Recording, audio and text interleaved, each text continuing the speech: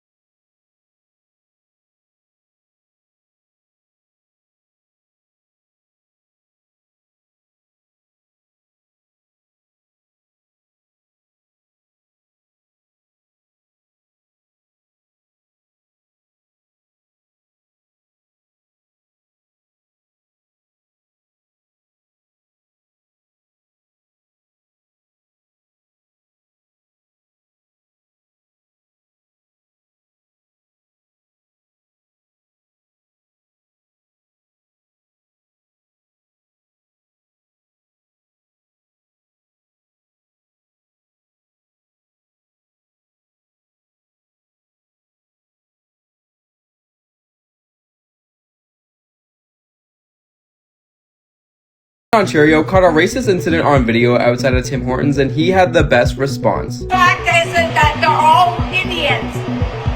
Stop being racist. Why did they all get jobs? And why did they Canadians? Because you guys don't work. That's why we get the jobs.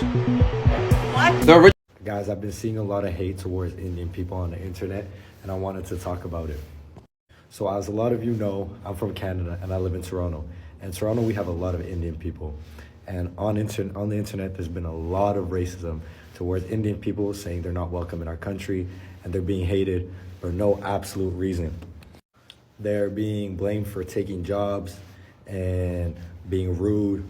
But in all truth in this, these people do their jobs better than us, and that's why they deserve them. It's not like we're just giving them all our jobs. They work hard, they're very respectful and nice. Every time there's an Indian worker, they're very nice to me. And listen, these people, they come from a place where they're looking for a better life. If I was in their position and I could come to Canada, I would take it too. And you probably would as well. So stop being rude, spread positivity. These people are just trying to have a better life. Don't blame them, blame the government if you have a problem. Open almost any comment section discussing Canada today, and you'll see people arguing about immigration, cultural differences, housing pressure, and viral videos involving Indian immigrants. There's actually controversy right now around Indians in Canada. Why? Because there's so many of us here. Like, here's the thing about Indians. They really stick together. So like, if you go to Tim Hortons here, odds are every employee is Indian. Because an Indian person will work there, they'll work their way up, become the manager, and then just hire Indian people. Hire their family, their cousins. See, I didn't know that. Actually, when I landed in Vancouver, I was so shocked at like the airport was just like all Asians. Yeah. The city's Asian as hell. And it's very different from like East Coast, like JFK or whatever, you know? Is there lots of Asians? No, it's the opposite. Oh. You know?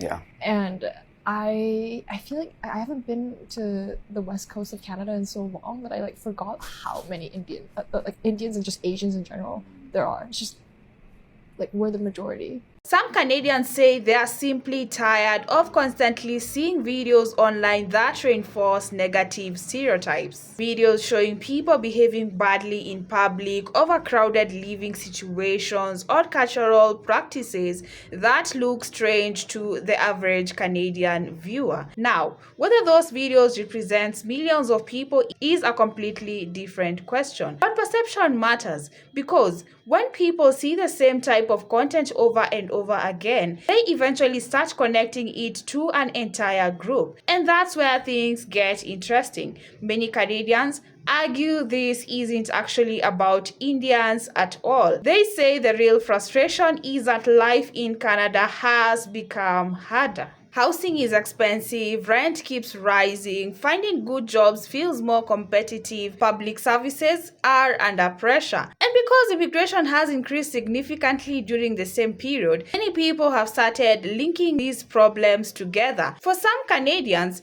Indian immigrants have become the visible face of a much larger issue. Others completely reject that argument. They believe social media is creating a distorted picture and that a handful of viral clips are unfairly shaping how people view millions of hardworking immigrants. So who's right? That's what Canada seems to be debating right now, because this conversation is no longer happening on the fringe of the internet. And whether people call it immigration fatigue, cultural fatigue, or Indian fatigue, one thing is clear. A growing number of Canadians believe something has changed. The question is whether they're reacting to reality or reacting to what the algorithm keeps putting in front of them. Let me know what you think in the comments. So guys, thank you so much for watching. This has been The Real Worth List. Please kindly consider subscribing to the channel if you haven't. For those who have, thank you so much, guys.